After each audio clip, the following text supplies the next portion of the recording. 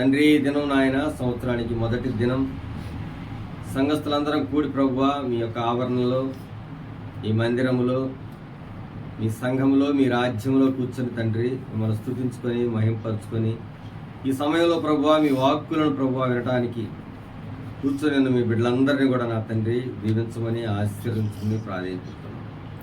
సర్వోన్నతుడా, మహోన్నతుడా, ఈ సమయంలో మీ బిడ్డనైన నేను నిలబడి మీ వాక్యాన్ని చెప్తూ ఉండగా తండ్రి మీ నోటి బోరగా వాడుకోండి. చెప్తున్న వాక్యాలు ప్రభువా విని మేమందరం తండ్రి మనస్సు మార్చుకొని మీ చిత్తానుసారంగా జీవించలాగున మీ కృప, మీ కటాక్షం మా మీద నుంచి దీవించమని తండ్రి.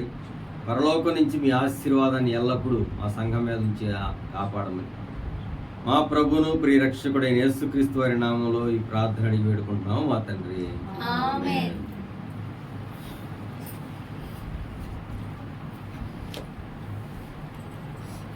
కొద్ది నిమిషాలు వాక్య భాగాన్ని మనం ధ్యానించుకుందాం. ఈ దినం మొదటి దినం సంవత్సరంలో గడిచిన కాలమంతయు కూడా దేవుడు తన రెక్కల చాటున మనల్ని భద్రపరిచి కాపాడి అన్ని రకాల పరిస్థితుల్లో కూడా మనకు తోడై ఉండి మనకి ధైర్యాన్ని ఇచ్చి మనల్ని ముందుకు నడిపించాడు. గత సంవత్సరం అంతయు కూడా దేవుడు, అలాగే ఈ సంవత్సరం కూడా నూతన సంవత్సరం అనగా క్రొత్త సంవత్సరం, ఇది మరొక సంవత్సరాన్ని దేవుడు మనకు దయచేశాడు అన్నమాట. ఈ క్రొత్త సంవత్సరంలో మనము నీతిగా, పరిశుద్ధతతో, యథార్థతతో బ్రతకాలనే ఉద్దేశంతో దేవుడు మరలా ఈ సంవత్సరాన్ని మనకి అనుగ్రహించాడు. తరము వెంబడి తరము గతించిపోతున్నది, భూమి ఒక్కటే ఎల్లప్పుడూ నిలుస్తున్నది అన్నమాట. ఎన్నో తరాలు పోయినాయి, ఎన్నో సంవత్సరాలు పోయినాయి, ఆ తరాల్లో ఉన్న మనుషులు వెళ్ళిపోయారు, కానీ ఈ తరంలో మనం ఉన్నాం అన్నమాట. అంటే ఈ భూమి మీద బ్రతకడానికి మానవుడు ఎన్నో సంవత్సరాలని మనుషులకు ఇచ్చాడు. ఆయా సంవత్సరాల్లో బ్రతికిన వారంతా కూడా ఎలా బ్రతికారు, ఎలా ఈ లోకం నుంచి వెళ్ళిపోయారు అనేది ఆలోచించాలి. కనుక దేవుడు ప్రతి సంవత్సరాన్ని మనకు అనుగ్రహిస్తున్నాడు. ఇది ఒక బహుమానం. క్రొత్త సంవత్సరం అనే దయా కిరీటాన్ని మనకి ఇచ్చాడని లేఖనాల్లో ఉంది.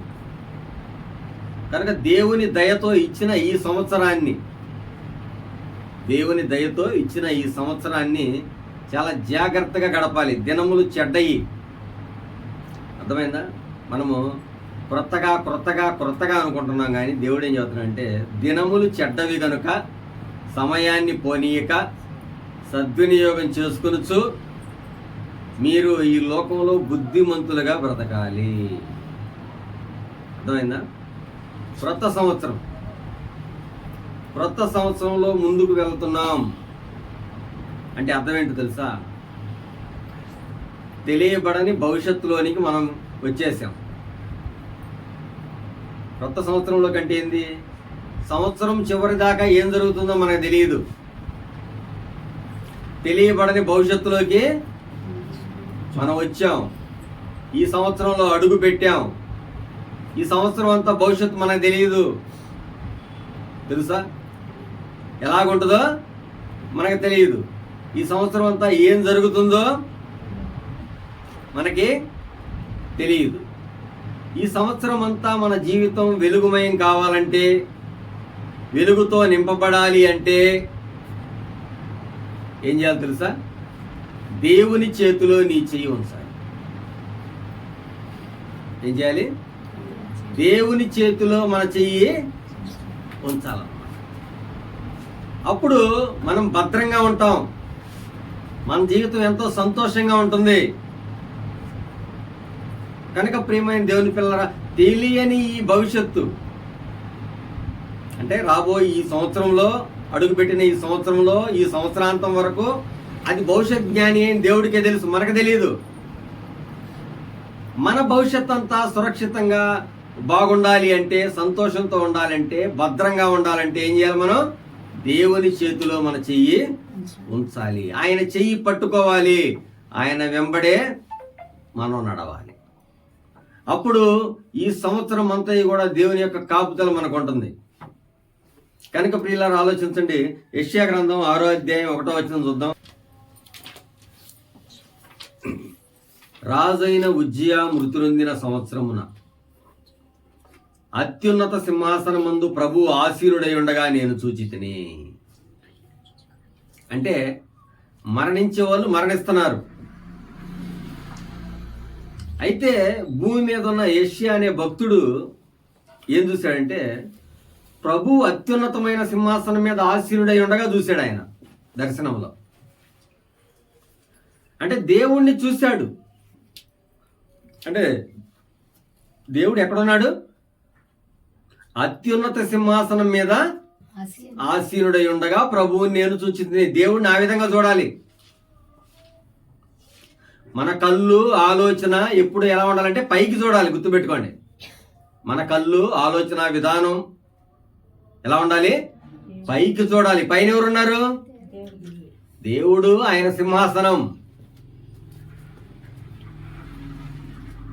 మీ కన్నులు పైకెత్తి చూడుడి అని ఉంది బైబిల్లో. పైకెత్తి చూస్తే అంతా ఏం తెలుస్తుందంటే దేవుని యొక్క విశ్వం, ఈ ప్రపంచం అంతా దేవుడు తయారు చేసింది, అద్భుతం. కనుక ఏమంటున్నాడు? మన కళ్ళు ఆలోచనలు ఎప్పుడు ఎక్కడ చూడాలి? పైన చూడాలి. అంటే పరలోకం వైపు చూడాలి. పరలోకంలో సింహాసనం మీద ఆసీనుడై ఉన్న తండ్రిని చూడాలి. అలాగే ఈ ప్రపంచ సింహాసనం మీద తన యొక్క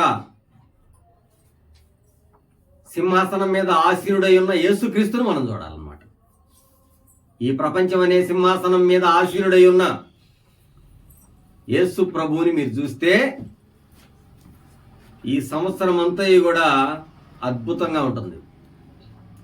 గడిచిన కాలం గడిచిపోయింది, రాబోయే కాలం భవిష్యత్తు దేవుడు తెలుసు. కానీ భవిష్యత్తు నిర్ణయించే దేవుడి మీద మన చెయ్యి ఉంచగలిగినట్లయితే, ఆయన చెయ్యి మనం పట్టుకున్నట్లయితే, ఆయన తన అడుగుజాడల్లో మనల్ని నడిపిస్తాడనమాట. కనుక మన సహవాసం అయితే తండ్రితో కూడాను, ఆయన కుమారుడైన యేసుక్రీస్తుతో కూడా ఉన్నది. మనం దేవునితో సహవాసం చేయాలి. మనం ఆయన కుమారుడితో సహవాసం చేయాలి. మనం దేవుని బిడ్డలతో సహవాసం చేయాలి. మనం దేవుని బిడ్డల వెనువెంటే తిరగాలి. అప్పుడు ఈ సంవత్సరం మనకు ఆనందకరమైన ఫలభరితాన్ని ఇస్తుంది. ఈ సంవత్సరం మేలును మనం పొందుకోవాలంటే, ఈ సంవత్సరం ఆనందాన్ని మనం చవి చూడాలంటే మనం ఏం చేయాలంటే దేవుణ్ణి హత్తుకొని ఉండాలి. ఎందుకంటే ఈ విశ్వం ఆయనదే, ఈ ప్రపంచం ఆయనదే, ఈ సృష్టి ఆయనదే. మనం కూడా ఆయన సృష్టి అయి ఉన్నాం మనం. కనుక దేవుణ్ణి గట్టిగా హత్తుకొని ఉండాలని చెప్పి మర్చిపోకూడదు. ఈ ప్రపంచం యొక్క సింహాసనం మీద యేసు ప్రభు కూర్చొని ఉన్నాడనే సత్యాన్ని మనం మర్చిపోకూడదు. మనం మర్చిపోయినట్లయితే మన జీవితం అంత ఫలభరితంగా ఉండదు అనమాట. కనుక లూకా సువార్త 21వ అధ్యాయం 26, 28 వచనాలు చూద్దాం.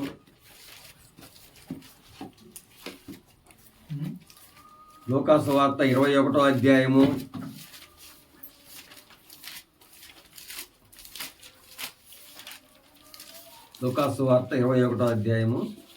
26 నుంచి 28 వచనాలు చదువుదాం.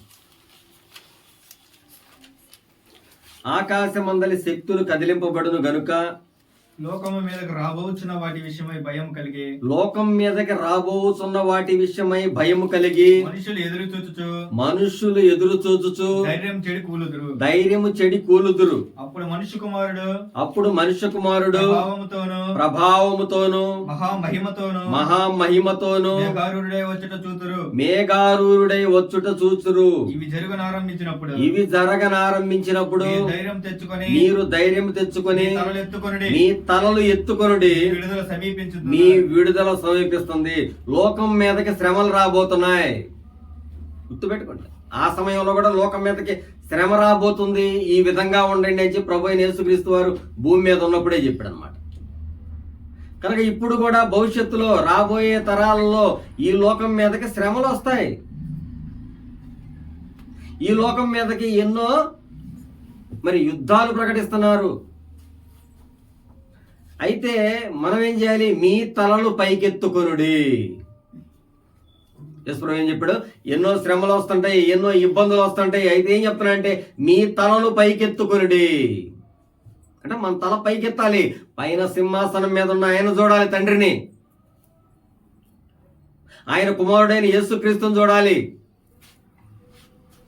అప్పుడు మనం వెలుగుతూ ఉంటాం, మనం సంతోషంతో ఉంటాం. భవిష్యత్తు ఎరిగిన దేవుడు పైన ఉన్నాడు, ఆయన వైపు మనం చూడాలి. ఆయన వైపు మనం చూస్తే మనం కదల్చబడం, మనం స్థిరంగా ఉంటాం. కనుక దీని నుండి మన దృష్టి మరల్చకూడదు, గుర్తుపెట్టుకోండి. పరలోకంలో ఉన్న తండ్రి మీద నుంచి మన దృష్టి మరల్చకూడదు. ఈ సంవత్సరాంతం వరకు కూడా మన కన్నులు పైకెత్తి మన తండ్రిని, దేవుడిని మహింపరచాలి, మన ప్రభువైన యేసుక్రీస్తు వారిని చూడాలి. అనేక శ్రమల్లో, అనేక ఇబ్బందుల్లో, బాధలు అనుభవించిన ప్రజలు ఆయన వైపు చూచిన వెంటనే వారికి స్వస్థత కలిగింది. ఆయన వైపు చూచిన వెంటనే వాళ్ళకి మరి నూతన వెలుగు పుట్టింది వాళ్ళ జీవితాల్లో. కనుక అదే యెషయా చూశాడు. ఆయన కన్నులు పైకెత్తి అత్యున్నత సింహాసనం మీద ఉన్న ప్రభువును చూశాడు, ఆశీనుడై ఉన్న ప్రభువును చూశాడు. అలాగే నూతన నిబంధనలో సింహాసనం మీద ఆసీనుడైన యేసుక్రీస్తు ప్రభువుని చూశారు చాలా మంది. ఈ సంవత్సరంలో మీరు అదే చూడాలి. ఇక్కడ కూర్చున్న ప్రతి ఒక్కరు కూడా ఈ సంవత్సరంలో మన కన్నులు పైకెత్తి మన ప్రభు అయిన తండ్రిని, మన ప్రభు అయిన యేసుక్రీస్తు వారిని మనం చూస్తూ ఉంటే ఈ జీవిత కాలంలో, ఈ యొక్క సంవత్సరాంత ప్రయాణంలో భవిష్యత్తు ఎరిగిన దేవుడు మనల్ని దీవిస్తాడు. కనుక ఇది గుర్తుపెట్టుకోవాలి. అపోస్తుల కార్యములు 7వ అధ్యాయం 54 చూద్దాం, 6వ వచనం వరకు. 7వ అధ్యాయం 54, 56 దాకా చదువుదాం. దైవభక్తుడైన స్టెఫెన్ని మనం ఈ విషయాల్లో చూస్తున్నాం. మనం ఈ స్టెఫెన్ని రాళ్ళు తీసుకొని కొట్టి చంపారు. ఈ భూమి మీద అతనికి ఎన్నో శ్రమలు ఏర్పడ్డాయి, దేవుడిని నమ్ముకున్నందుకు, మరి దేవుని కొరకు బ్రతుకుతున్నందుకు కూడా. ఇక్కడ ఒక అద్భుతమైన విషయం మనం తెలుసుకోవాలి. దేవుడు ఎలా తోడుంటాడో, తన భక్తులకి ఎలా కాపు కాస్తాడో ఈ విషయం చూడాలన్నమాట. ఆ సంవత్సరాల్లో, ఆ దినాల్లో స్టెఫెను దేవుని గురించి ప్రకటిస్తున్నాడు. ప్రకటించినందుకు రాళ్ళు తీసుకొని కొట్టి చంపారనమాట ఆయన్ని. అప్పుడు ఆయన ఏం చూశాడు తెలుసా? ఆ రాళ్ళు తీసుకొని కొట్టి చంపుతున్నప్పుడు ఆయన ఏం చేశాడంటే పరలోకంలో ఉన్న ప్రభువుని చూశాడు. బైబిల్ గ్రంథం అంతటిలో కూడా యేసు ప్రభు దేవుని కుడిపార్శ్వమున కూర్చుండటం మనం చూస్తున్నాం. కానీ స్టెఫెన్ని రాళ్ళు తీసుకొని కొట్టి చంపి పడవేస్తున్న ఆ సందర్భంలో ఏం చూసాం తెలుసా? యేసుక్రీస్తు ప్రభు నిలబడి ఉండటం చూస్తున్నాం. తన భక్తుల కొరకు యేసు ప్రభు నిలబడి ఎదురు చూస్తున్నాడు అనే సంగతిని మీరు మర్చిపోకూడదు. అక్కడ స్టెఫెన్ని రాళ్ళు తీసుకొని కొట్టి చంపుతున్న ఆ క్షణంలో తండ్రి యేసుక్రీస్తు ప్రభు వారు ప్రత్యేకంగా సింహాసనం నుంచి లేచి శ్రమలలో నుంచి బయటికి వస్తున్న ఆ స్టెఫెన్ని ఎదుర్కోవడానికి పైకి లేచి నిలబడ్డాడు, ఆహ్వానించడానికి పరలోకానికి. అందుకే స్టెఫెను రాళ్లతో కొట్టబడుతున్నప్పుడు పైకి చూశాడు. పైన ఎవరున్నారు? అక్కడ చదవండి ఒకసారి. 7వ అధ్యాయం 54, 6 వచనం చదువు. 54 నుంచి 56 దాకా తీలేదా? వారి మాటలు విని కోపముతో మండిపడి అతన్ని చూచి పండ్లు కొరికిరి. ఎందుకు వీళ్ళు పండ్లు కొరుకుతున్నారు? దేవుని సువార్త ప్రకటిస్తున్నందుకు, దేవుని రాజ్యాన్ని ప్రకటిస్తున్నందుకు, దేవుణ్ణి ప్రకటిస్తున్నందుకు, దేవుణ్ణి పరిచయం చేస్తున్నందుకు అన్నమాట. ఈ ప్రపంచం కూడా అంతే. దేవుణ్ణి పరిచయం చేస్తే కొట్టిద్ది, రాళ్ళు తీసుకుని కొడతారు, లేకపోతే ఏదైనా జరగకుండా ప్రయత్నిస్తారు అన్నమాట. చదువు. అయితే అతడు పరిశుద్ధాత్మతో నిండుకొనిన వాడై ఆకాశం వైపు తేరి చూచి దేవుని మహిమను యేసు దేవుని కుడిపార్శ్వమందు నిలిచి ఉండట చూచి, యేసుక్రీస్తు ప్రభు దేవుని కుడిపార్శ్వమందు నిలిచి ఉండటయు చూచి, ఆకాశం తెరవబడుటయు మనుష్య కుమారుడు దేవుని కుడిపార్శ్వమందు నిలిచి ఉండుట చూచుచున్నానని చెప్పాను. చూసా? ఆ శ్రమల్లో స్టెఫెన్ని రాళ్లతో కొట్టి చంపుతున్న ఆ తరుణంలో ఆయన ఏం చూశాడు తెలుసా? పైకి చూశాడు. ఆకాశం వైపు తేరి చూసినప్పుడు ఏం కనబడింది ఆయనకి? తండ్రి అయిన దేవుడు, ఆ దేవుని సింహాసనం కుడివైపున ప్రభు అయిన యేసుక్రీస్తు వారు నిలుచుండటయు మహిమలో చూశాడు. చూసావా? దేవుని కోసం ఎదురు చూచే ప్రజలు,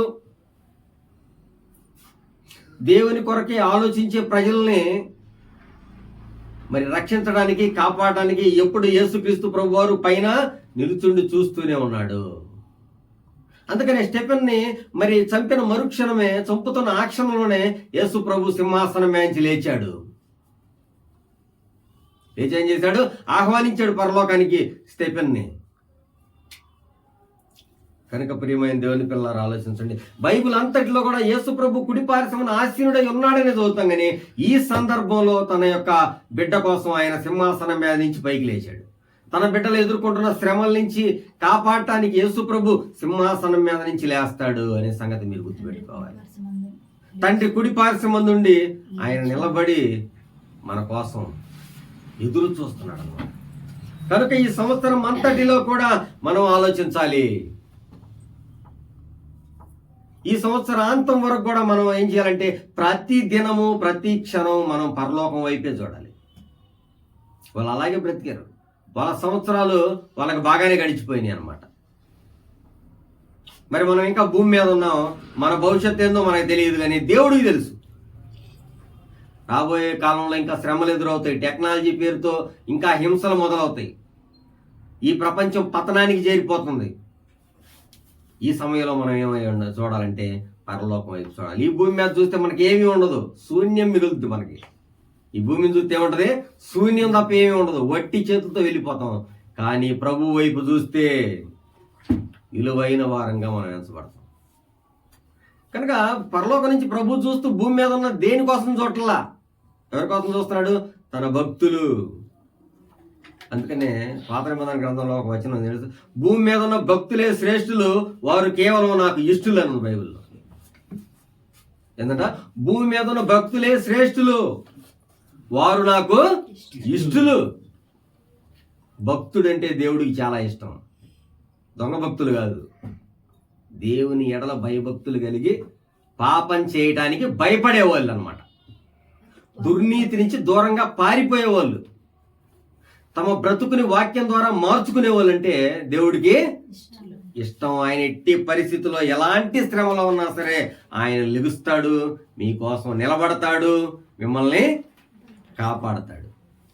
కనుక ప్రియులారా ఆలోచించండి. హెబ్రీ పత్రిక 12వ అధ్యాయము 1-2 వచనాలు. హెబ్రీ పత్రిక 12వ అధ్యాయము 1-2 వచనాలు చూద్దాం. ఇంత గొప్ప సాక్షి సమూహము మేఘము వలె మనల్ని ఆవరించి ఉంది. ఈ సంవత్సరం గుర్తుపెట్టుకోండి మీరు, మన చుట్టూ ఒక పెద్ద సాక్షి సమూహం ఉంది. దేవుని బిడ్డల యొక్క సాక్షుల సమూహం ఉంది. ఎవరి సాక్షులు అంటే విశ్వాసము ద్వారా ఈ లోకాన్ని జయించిన ప్రజల వాళ్ళు. పరలోకం వైపులో ఉన్న దేవుడి వైపు చూస్తూ, ఆయన కుమారుడైన యేసు వైపు చూస్తూ వారు దేవుని కొరకు నిలబడిన ప్రజలు ఆ సాక్షి సమూహం. ఏమన్నారు? చచ్చిపోయారుగా అనుకోకూడదు, వాళ్ళు ఉన్నారంట, చూస్తున్నారంట బైబిల్లో. దేవుడు ఎలాగైతే కనబడకుండా చూస్తున్నాడో, మనల్ని గ్రహిస్తున్నాడో, ఇంత గొప్ప సాక్షి సమూహం కూడా మన వైపు చూస్తుందంట. కనుక చదువు. మనము కూడా ప్రతి భారమును సులువుగా చిక్కులు పెట్టు పాపమును విడిచిపెట్టి విశ్వాసమునకు కర్తయు దానిని కొనసాగించువాడైన యేసు వైపు చూస్తూ మన ఎదుట ఉంచబడిన పందెములో ఓపికతో పరిగెత్తాలి. మన ఎదుట ఒక పరిగెత్తే పందెం ఉంది. ఇప్పుడు ఈ సంవత్సరం అంతా పరిగెత్తడమే, ఏం పని లేదనుకుంటాం. మనం ఏమనుకుంటాం? మనకి ఏమి ఈ సంవత్సరం వచ్చింది, ఈ సంవత్సరం ఏం చేయాలి? మనకు ఒక పని ఉంది, మనకు ఒక పందెం ఉంది. దాంట్లో ఓపిక పట్టి పరిగెత్తాలి. ఏ విషయంలో ఓపిక పట్టి పరిగెత్తాలి? ఈ సంవత్సరాంతం వరకు కూడా మనం ఏం చేయాలంట? ప్రభు అయిన దేవుడి వైపు చూస్తూ ఓపికగా ఉండాలి, సత్క్రియలు చేయాలి, ఓపికగా ఉండాలి, ఆయన వైపు చూస్తూ ఉండాలి.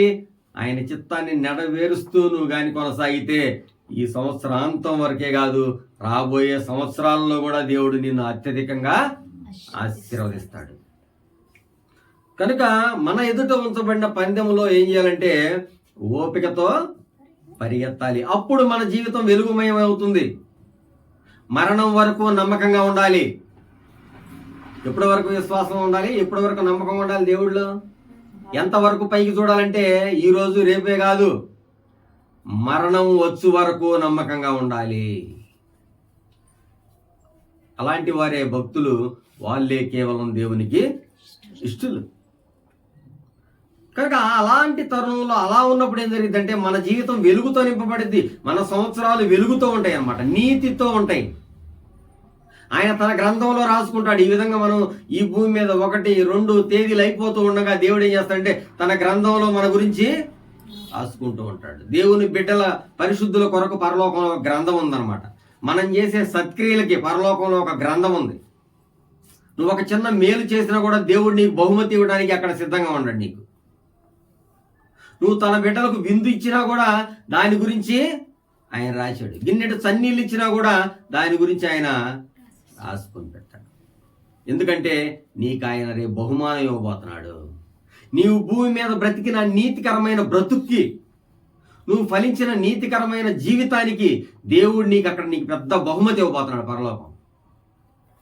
ఇక్కడ నీకేమి లేకపోయినా స్థిరంగా ఉండవు కాబట్టి నీ సంవత్సరాల్లో దేవుడు నిన్ను మరి వెతుకుతూ నిన్ను పట్టుకొని ఆశీర్వదిస్తాడు అన్నమాట. ఆయన కను దృష్టి భూమి మీదే ఉన్నది, ఆయన భక్తుల మీద ఉన్నదనే విషయం మనం గమనించాలి. కనుక దేవుడు మనకి కొత్త నిబంధన అనుగ్రహించాడు. గుర్తుపెట్టుకోండి, తన బిడ్డల కొరకు, ఈ భూ ప్రజలందరి కొరకు కూడా దేవుడు ఏర్పాటు చేశాడు క్రొత్త నిబంధన. తెలుసా, మనం క్రొత్తది అని చాలా వాటి అనుకుంటాం, కానీ దేవుడే క్రొత్తదాన్ని పంపించాడు మన కొరకు. అదేంటిదంటే క్రొత్త నిబంధన. అందుట్లో దేవుడు మనతో నిబంధన చేసుకోవాలనుకుంటున్నాడు. తన రాజ్య పౌరులతో నిబంధనలో ఉండాలనుకుంటున్నాడు. తన సంఘంలో నిబంధన సంబంధులుగా వర్ధిల్లాలని దేవుడు కోరుకుంటున్నాడు అన్నమాట. కనుక ఆ నిబంధనలోకి మనం ప్రవేశించాలి. ఎలా ప్రవేశించాం ఆ నిబంధనలోకి? మనం క్రొత్తగా జన్మించి ఆ నిబంధనలోకి వచ్చాం మనం. అర్థమైందా? దేవుడు మనకు క్రొత్త నిబంధన ఇచ్చాడు, క్రొత్తగా జన్మించాము, నూతనంగా ఆయన రాజ్యంలో స్థిరపరచబడ్డాం ఈ దినం మనం వచ్చి. కనుక ఆయన రాజ్యంలో ఉన్న పిల్లల ఎడల దేవుడికి ఇంకా ప్రేమ. దేవుడు లోకమును ఎంతో ప్రేమించాను. ప్రేమించి ఏం చేశాడు? తన అద్వితీయ కుమారుని మన కొరకు త్యాగం చేశాడు. త్యాగం. కనుక త్యాగం చేసిన తర్వాత మనల్ని విడిచిపెడతాడా? పాపులుగా ఉన్నప్పుడే విడిచిపెట్టలేదు. అర్థమైందా? ఈ ప్రపంచ ప్రజలందరూ కూడా పాపంలో ఉన్నప్పుడు దేవుడు మరి ద్వేషించాడా? ప్రేమించాడు. పాపంలో ఉన్నప్పుడే ప్రేమించాడంటే పరిశుద్ధతలోకి వచ్చిన తర్వాత ఇంకా ఆయన ప్రేమ ఎలా ఉంటది? సింహాసనం మేంచి లేస్తాడు. గుర్తుపెట్టుకోండి. పరిశుద్ధతతో నీతిమంతులుగా ఎదుగుతున్న తన బిడ్డల యొక్క జీవితాల్లో జోక్యం చేసుకుంటాడు అన్నమాట యేసు ప్రభు. నువ్వు సత్క్రియలు చేయాలి, నీతిగా బ్రతకాలి, నువ్వు దేవుడిని నమ్ముకోవాలి, దేవుడితోనే జీవిస్తాను, నువ్వు నిబంధన చేసుకోగలిగితే, ఈ సంవత్సరం ఒక నిబంధన నువ్వు చేసుకోగలిగితే, నేను యథార్థంగా బ్రతుకుతాను, నేను త్రొట్టిల్లను, నేను పాపంతో ఇక జోలి ఏమి లేక ఉంటాను అని ఈ సంవత్సరం నువ్వు నిబంధన చేసుకుంటే ఆయన నిన్ను కాపాడటానికి సిద్ధంగా ఉన్నాడు అనమాట. ఎలాంటి పరిస్థితుల్లోనైనా సరే, ఎలాంటి ఇబ్బందుల్లోనైనా సరే, ఎలాంటి కష్టాల్లోనైనా సరే నీకు తోడుగా ఉంటాడు. నిన్ను ఆనందంతో ఉంచుతాడు ఆయన. కనుక మనం క్రొత్తగా బ్రతకడానికి, క్రొత్తగా జన్మించడానికి మన కొరకు తన కుమారుణ్ణి బలి చేశాడు. గుర్తుపెట్టుకోండి ఆ ప్రేమ. మనం క్రొత్తగా జన్మించడానికి, క్రొత్తగా బ్రతకడానికి ఏం చేశాడు? తన ప్రేమ కుమారుణ్ణి మన కొరకు ఇచ్చేశాడు. ఇచ్చిన తర్వాత సంఘంలో ప్రవేశించిన మనకి ఇచ్చిన ఈ కొత్త సంవత్సరంలో, ఈ సంవత్సరాంతం వరకు దేవుడు మనకి తోడుండడా? ఉంటాడు. తన బిడ్డలకు ఒక ప్రత్యేకమైన కాపుదల, తన దేవదూతల యొక్క కాపుదల. అయితే మనం చేయాల్సింది ఏంటో తెలుసా? విశ్వాసం, పరిపూర్ణమైన విశ్వాసం అన్నమాట. అలాంటి విశ్వాసుల కొరకు సాక్షి సమూహం ఎదురు చూస్తుంది. విశ్వాసుల సమూహం, మరణించిన విశ్వాసుల సమూహం ఆవరించిందట పరిశుద్ధమైన భక్తుల చుట్టూ కూడా. అలాగే తండ్రి అయిన దేవుడి మహిమ ఆవరించి ఉంది, ప్రభువైన యేసుక్రీస్తు వారి మహిమ ఆవరించి ఉంది. ఈ సంవత్సరం అంతా కూడా ఆవరిస్తుంది. ఎందుకంటే మన జీవితం వెలుగుతో నింపబడటానికి. ఈ 2026 సంవత్సరం మన జీవితాన్ని దేవుడు మరి ధన్యకరంగా మార్చబోతున్నాడు. ఇంకా ఎక్కువగా ఫలింపజేస్తాడు మనల్ని. అయితే మనం చేయాల్సింది ఒకటే, మనము పరిశుద్ధతతో జీవించాలి. ఎఫెసీ పత్రిక 4వ అధ్యాయం 22 చదువుదాం. 2వ కొరింథీ చదువు ఫస్ట్. 1 కొరింథీ 5వ అధ్యాయం 17వ వచనం. 2వ కొరింథీ 5వ అధ్యాయం 17వ వచనం.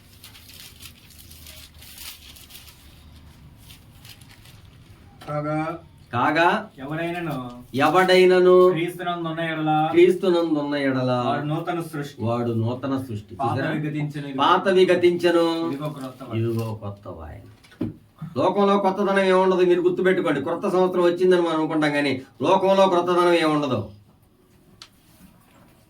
క్రొత్తదంతా సృష్టికర్త చేతుల్లోనే ఉంది, గుర్తుపెట్టుకోండి. క్రొత్తదనం అంతా ఎవరి చేతిలో ఉంది? సృష్టికర్త చేతుల్లో ఉంది. ఈ సంవత్సరాన్ని మీకు ఇవ్వడానికి దేవుడు ఎంతో కష్టంతో భూమిని తిప్పాడు, ఈ సృష్టి తిరిగింది, మరలా మీకు ఈరోజు సంవత్సరంలో మొదటి దినాన్ని రప్పించాడు అన్నమాట. కనుక ఆలోచించండి. కాగా ఎవడైనను క్రీస్తునందున్న ఎడల వాడు నూతన సృష్టి. అంటే ప్రపంచంలో లేదు కొత్తదనం అంతా కూడా.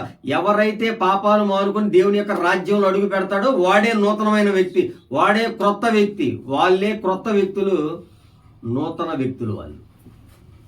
పాతవంతా గతించిపోయినాయి, దేవుడు దాన్ని గుర్తు చేసుకోడు. నీ పాపాలను క్షమిస్తాడు, నీ గతాన్ని జ్ఞాపకం చేసుకోడు. అయితే నువ్వు నూతన సృష్టి. పాతవి గతించను ఇదిగో కొత్తవాయను. నువ్వు క్రొత్త ప్రపంచంలోకి వచ్చావు. మళ్ళా దేవుని రాజ్యంలోకి రావడం అంటే నువ్వు క్రొత్త ప్రపంచంలోకి అడుగు పెట్టావు, దేవుని కుటుంబంలోకి అడుగు పెట్టావు. నువ్వు దేవుని కుటుంబంలోకి అడుగు పెడితే ఎలా ఉంటుంది? ఏమన్నా ఒక ధనవంతుల కుటుంబంలోకి మనం అడుగు పెట్టావు, నువ్వు ఎలా ఉంటుంది? వాళ్ళు ఏం చేస్తారు తెలుసా? ఆ రోజు మొత్తం మనల్ని విందులతోటి మరి సంతోషంతో నింపేస్తూ ఉంటారు వాళ్ళు. ఒక ధనవంతుల కుటుంబంలోకి ఒక రోజు మనం గెస్ట్గా వెళ్తే ఎలా ఉంటుంది? మనల్ని ఎంతో గొప్పగా, వారు ఎంతో గొప్ప ఆతిథ్యాన్ని ఇచ్చి ఎంతో ఎంతో ఉన్నతమైన స్థితిలో వాళ్ళు మనం చూస్తారన్నమాట. కనుక మనం ఎవరి కుటుంబంలోకి వచ్చాము? దేవుని కుటుంబంలోకి వచ్చాము. ఇప్పుడు మనం దేవుని కుటుంబంలో ఉన్న మనకి దేవుడు ఎలా చూస్తాడు తెలుసా? ఎంతో గొప్పగా ఆశీర్వాదాలతో నింపుతాడు, ఎంతో గొప్పగా తన ప్రేమతో మరి ఆయన మనల్ని చూస్తున్నాడు అన్నమాట. గుర్తుపెట్టుకోవాలి. కనుక ఎవడైనా క్రీస్తునందున్న ఎడల వాడు నూతన సృష్టి. నువ్వు నూతనమైన వాడివి, నువ్వు ఒక నూతన వ్యక్తివి. అంటే నీలో ఎలాంటి పాపం లేదన్నట్టుగానే చూస్తాడు దేవుడు. పాపం ఉంటే నేను నూతనం అంటావేంటి? ఈ లోకంలో అంతా పాపం ఉంది, పాపంలో తిరుగుతాను. ఒక నూతన సంవత్సరం ఉత్సాహం అంటే ఎట్లా ఉంటుంది? పాపంలో తిరుగుతా, అబద్ధాలు ఆడతా, పాప పనులు చేస్తా, పాత జీవితంలో ఉంటా, నాకు నూతనం అంటే అది కుదరదు అన్నమాట. నూతనత్వం అంతా పరిశుద్ధతలోనే ఉంది. నువ్వు ఏ పాపం చేయకుండా ఉండటంలోనే ఉంది. నువ్వు చూసే మంచి చూపులో ఉంది. నిన్ను నిర్మించిన దేవుని యొక్క హస్తాల చాటును ఉండటంలో ఉందన్నమాట నూతనత్వం అంతా కూడా. కనుక ఆలోచించండి. మనం క్రొత్తగా బ్రతకడానికి, క్రొత్తగా జన్మించడానికి దేవుడు తన కుమారుడైన యేసుక్రీస్తుని ఏ పాపం ఎరగని ఒక వ్యక్తి మన కొరకు బలయ్యాడు అన్నమాట. ఈ సంగతి నువ్వు అనుక్షణం మర్చిపోకూడదు. ఈ రోజు నుంచి కూడా ఈ సంవత్సరాంతం వరకు ఒక క్షణం కూడా నువ్వు కింద చూడకూడదు. గుర్తుపెట్టుకో, ఒక క్షణం కూడా నువ్వు వేరు వైపు చూడకుండా ప్రభు వైపే చూడాలి. ఎఫెసీ పత్రిక 4వ అధ్యాయం 22-24. ఎఫెసీ పత్రిక 4వ అధ్యాయం 22-24.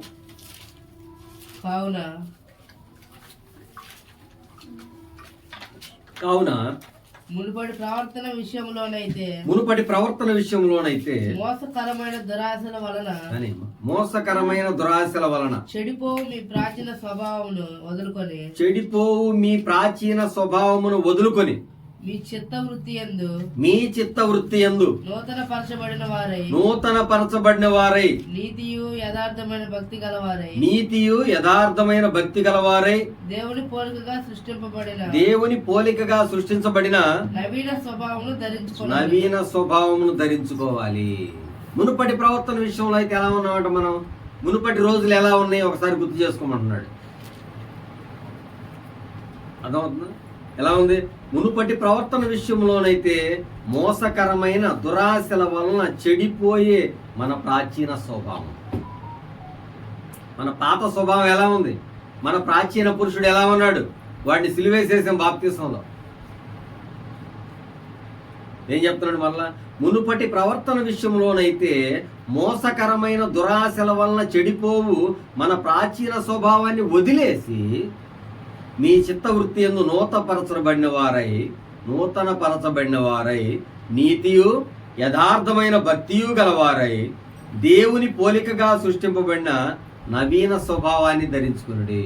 మునుపటి ప్రవర్తన విషయంలోనైతే చెడిపోయే స్వభావం, పాపపు స్వభావం, మోసకరమైన స్వభావం, దురాశలతో ఉన్న స్వభావం. మరి ఇప్పుడు నూతన స్వభావం ఎలా ఉంది? పరిశుద్ధతతో కూడిన స్వభావం, నీతితో కూడిన స్వభావం, దేవునితో సహవాసం, దేవుని రాజ్యంలో ఉన్న బిడ్డలతో సహవాసం. ఆ విధంగా నువ్వు దేవుడితో సహవాసం చేస్తూ ఉంటే అత్యున్నతమైన సింహాసనం మీద చూస్తున్న దేవుని వైపే నువ్వు కానీ చూడగలిగితే దేవుడు ఈ సంవత్సరాంతకాలం కూడా నీకు కాపుదల కాస్తున్నాడు. నువ్వు నీతిగా నడుచుకో, నువ్వు పడిపోతే అప్పుడు అడుగు. నువ్వు పరిశుద్ధంగా బ్రతుకు నీకేదైనా సంభవిస్తే అప్పుడు అడుగు. కనుక ప్రియులారా, ఆలోచించాలి. నవీన స్వభావాన్ని ధరించుకోవటమే నూతన సంవత్సరంలో బ్రతికే కొత్త విధానం.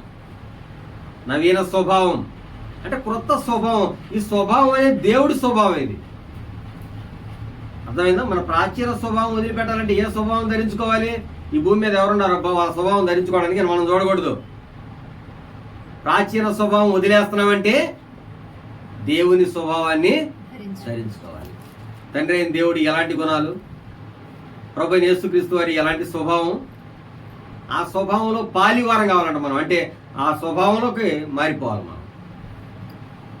అలాంటి స్వభావం గలవారంగా ఈ సంవత్సరాంతం వరకు మనం బ్రతకాలని దేవుడు కోరుకుంటున్నాడు అన్నమాట. అంతేగాని కొత్త సంవత్సరం, ఈ కొత్తదనం అంతా లోకంలో ఏమి లేదు. అంత కొత్తదనం తేడుంది దేవుడిలో ఉంది, సృష్టికర్త చేతిలో ఉంది అన్నమాట. ఆయన దగ్గరికి నువ్వు వస్తే నిన్ను నూతనంగా మార్చేస్తాడు, నిన్ను నూతన పురుషుడిగా సృష్టిస్తాడనమాట. కనుక ప్రియమైన దేవుని పిల్లలు ఆలోచించండి. మనము ఏం చేయాలి? ఈ సంవత్సరం అంతా కూడా దేవుని చేతిలో నీ చెయ్యి ఉంచాలి.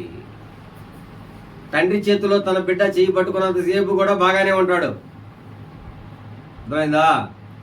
తండ్రి పక్కన బిడ్డ ఉన్నాడు అనుకో, బిడ్డ చెయ్యి పెట్టి నడిపిస్తూ ఉంటాడు ఆ తండ్రి. ఎలాంటి ప్రమాదం వస్తున్నా కాపాడుతాడు. దారిలో మన తండ్రి బిడ్డలను వెళ్తాం మనం చూస్తూ ఉన్నాం. ఏదైనా ప్రమాదమో లేకపోతే ఏదైనా వాహనం ఎదురొస్తున్నప్పుడు ఏం చేస్తాడు తండ్రి? వెంటనే జాగ్రత్తగా లాగి తప్పిస్తాడు. అలాగే నువ్వు ప్రభు చేయి పెట్టుకొని ఉంటే, ఇది ఒక దినం కాదు, ఒక వారం కాదు, ఒక 2 రోజులు కాదు, ఒక కొత్త సంవత్సరం కాదు, ప్రతి దినం కూడా నువ్వు ఆయన చేయి పట్టుకొని ఉంటే ఏం చేస్తాడు? నిన్ను కూడా లాగుతాడు, నిన్ను జాగ్రత్తగా నడిపిస్తాడు, సక్రమైన మార్గంలో నడిపిస్తాడు. మన జీవితం అద్భుతంగా మారిపోతుంది. కనుక ప్రియమైన దేవుని పిల్లలు ఆలోచించండి. దేవుడు తన బిడ్డలుగా మిమ్మల్ని చూస్తున్నాడు. మీరు తండ్రిగా ఆయన చెంత చేరి ప్రభువైన యేసుక్రీస్తు వారి దగ్గరికి మీరు రావాలి. ఇదే ఈ కొత్త సంవత్సరం యొక్క సందేశం అన్నమాట. ఈ కొత్త సంవత్సరం ఎలా ఉండాలి? నూతన జీవితం, నూతన బ్రతుకు, నవీన స్వభావం. అర్థమవుతుందా? అలాగే నీతి, పరిశుద్ధత, ప్రేమ, దేవుడు ఎలాగైతే కృప చూపిస్తున్నాడో అలాంటి కృప గలవారంగా మనం ఎదగాలని దేవుడు మన గురించి మరి ఆలోచిస్తూ ఉన్నాడు. కనుక పాత నిబంధనలో సొలొమోను ఒక మాట అన్నాడు, తరం వెంబడి వారి తవరం గతించిపోతుంది, భూమి ఒకటే నిలిచిపోతుంది, సూర్యుని కింద నూతనమైనది ఏది లేదు. ఏముంది నూతనమైంది? మనమే ఆలోచించాలి. ఒకసారి ఆలోచిస్తే అర్థమైంది. సూర్యుడు మరి తిరుగుతూ మరలా తన ప్లేస్కే వస్తాడంట. సూర్యుడు ఉదయించును, సూర్యుడు అస్తమించును, తాను ఉదయించే చోటుకు మళ్ళా పరిగెత్తాడు, త్వరగా రావడానికి ప్రయత్నిస్తాడు. అంటే ఎక్కడ ఉదయించిన సూర్యుడు అక్కడికే వస్తున్నాడు. అలాగే నదులన్నీ సముద్రంలో పడుతున్నాయి, సముద్రం నిండట్లేదు. ఎందుకు నిండట్లేదు? ఎందుకంటే సముద్రంలో నీరు ఆకాశంలో పోయి మళ్ళా సముద్రంలోకి వర్షం రూపంలో వెళ్తుంది. ఇదంతా కూడా ఎక్కడి నుంచి వచ్చిందో అక్కడికి వెళ్తుంది. అర్థం చేసుకోవాలి. ఏం తెలుస్తుంది అడగకుండా? సూర్యుడు ఎక్కడి నుంచి ప్రారంభించాడో మళ్ళీ అక్కడికే తిరిగి వచ్చాడు కాబట్టి, భూమి ఎక్కడి నుంచి ప్రారంభించిందో అక్కడికే తిరిగి వచ్చింది కాబట్టి మనకు ఒక సంవత్సరం అయింది. మన ఒక నూతన సంవత్సరం అంటున్నాం మనం. కానీ ఇదంతా ఎప్పుడు జరిగేదే, మళ్ళీ ఇప్పుడు మొదలు పెడితే మళ్ళీ తిరుగుతూ మళ్ళా ప్రారంభం కావటమే. అలాగే నదులన్నీ సముద్రంలో పడతాయి, ఎందుకంటే అవన్నీ కూడా సముద్రం నుంచి వచ్చినాయి కాబట్టి మళ్ళీ సముద్రంలోకి వెళ్ళిపోతాయి. ఇదంతా కూడా పాతదే కదా, మరి కొత్తది ఏముంది అంటున్నాడు సొలొమోను. ఇదంతా మనం చూస్తున్నాం, తృప్తే లేదు, ఇదంతా పాతగాలాగే ఉంది, సూర్యుని కింద నూతనమైంది ఏది లేదు అన్నట్టు. కనుక ప్రియమైంది దేవుని పిల్లరా, సూర్యుని కింద నూతనమైంది ఉంది అంటే ఏం లేదు, దేవుని యొక్క కనుదృష్టిలో నువ్వు బ్రతకడమే, దేవుని యొక్క జీవితం, దేవుని యొక్క చేతిలో నీ చేయి వేసి ఆయన అడుగుజాడలు నడవడమే, దేవుని యొక్క నీడలో నువ్వు నివసించడమే, పరిశుద్ధత పవిత్రత కలిగి బ్రతకడమే అన్నమాట. కనుక ఈ విషయాలు మనం ఆలోచించి ఈ సంవత్సరం అంతా కూడా మన జీవితాన్ని మరి దేవుని చేతిలో ఉంచి ఎప్పటిలాగే మనం ఈ సంవత్సరం అంతా కూడా నూతన కార్యాలు సత్క్రియలు చేయాలి. మనం ఈ సంవత్సరం అంతా కూడా సత్యంతో బ్రతకాలి, లేని వారికి సహాయం చేయాలి, ఇబ్బందుల్లో ఉన్న వారిని ఆదుకోవాలి, ముఖ్యంగా పాపంలో ఉన్న వాళ్ళని దేవుడి దగ్గర తేవడానికి ప్రయత్నించాలి. ఈ ప్రయత్నాలు అనేక రకాలైన సంఘాల్లో లేవు ఇప్పుడు ఈరోజు. కనుక దాన్ని మనం తీసుకుందాం. ఈ కొత్త సంవత్సరంలో ఒక నిబంధన చేసుకోండి, ఈ సంవత్సరం ఎలాంటి పాపం చేయకుండా పరిశుద్ధంగా జీవిస్తూ దేవుని వైపే చూస్తూ ఈ ప్రపంచం మీద సింహాసనం, ఈ ప్రపంచం అనే సింహాసనం మీద ఆసీనుడైన ప్రభువుని చూస్తూ మన జీవితాన్ని మనం కొనసాగిద్దాం. ప్రార్థన చేసుకుందాం. పరమందు ఆసీనుడైన మా ప్రియ పరలోకపు తండ్రి, మహోన్నతుడా, సర్వోన్నతుడా, మీ ఘనమైన మన కృతజ్ఞత స్తుతులు స్తోత్రములైన ఈ కొత్త సంవత్సరంలో మీ బిడ్డలమ్మగా ఈ మొదటి దినాన తండ్రి మీ సన్నిధిలో గడపాలని మేమందరం వచ్చి ఉన్నాం తండ్రి. మీ ఘనమైన నామానికి కృతజ్ఞత స్తుతులు స్తోత్రములు తండ్రి. కూడి వచ్చిన ప్రతి బిడ్డను కూడా మీరు ఆశీర్వదించండి, దీవించండి. ఈ సంవత్సరాంతం వరకు కూడా నా ప్రభువా మీ కాపుదల్లో మీ బిడ్డలు ఫలించడానికి మీ కృపను గ్రహించండి. ఈ సంవత్సరం అంతా వారు సంతోషకరంగా దీవెనకరంగా బ్రతకడానికి మీ కృపను గ్రహించండి. పాత స్వభావాన్ని పూర్తిగా వదిలేసి నవీన స్వభావాన్ని ధరించుకొని ప్రభువైన యేసుక్రీస్తు వారి యొక్క పోలికగా మార్చబడుతూ కొనసాగడానికి మీ కృపను గ్రహించండి ఆయన. ఎవరికి హాని చేయకుండా తండ్రి పొరుగు వారిని ప్రేమిస్తూ సత్యం వలన నా తండ్రి సత్య సంబంధులుగా నీతిమంతులుగా బ్రతకడానికి మీ కృప మీ కటాక్షము దయచేయండి. సర్వోన్నతుడా, మహోన్నతుడా, ఇదిగో ఈ యొక్క 1వ తారీఖున తండ్రి మీ సన్నిధిలో గడపడానికి వచ్చిన ప్రతి బిడ్డను కూడా మీరు పేరు పేరున ఆశీర్వదించండి, దీవించండి. బిడ్డలను ప్రభువా మీ కాపుదలలో మీ హస్తాల చాటును మరుగుపరచండి. దుష్టుడు ముట్టకుండా మీ కృపను గ్రహించండి. ఈ వాక్యంలో ప్రభువా వారు భరిస్తూ అభివృద్ధి చెందుతూ నా తండ్రి మీ వైపే చూస్తూ పైకి చూస్తూ నా తండ్రి మీ చిత్తాన్ని నెరవేర్చే బిడ్డలుగా ఉండడానికి మీ కృపను గ్రహించండి తండ్రి. మీ ప్రియ బిడ్డలందరినీ కూడా మీరు హత్తుకొని ప్రభువా మీ బిడ్డలను నిండారుగా దీవించి ఆశీర్వించి బలపరచండి. సమస్త ఘనత మహిమ ప్రభావాలు మీకే తెలియజేసుకోవచ్చు. యేసుక్రీస్తు ప్రభు వారి నామములో ఈ ప్రార్థన అడిగి వేడుకుంటున్నాము మా కన్న తండ్రి. అందరికీ వందనాలు. మీ కొరకు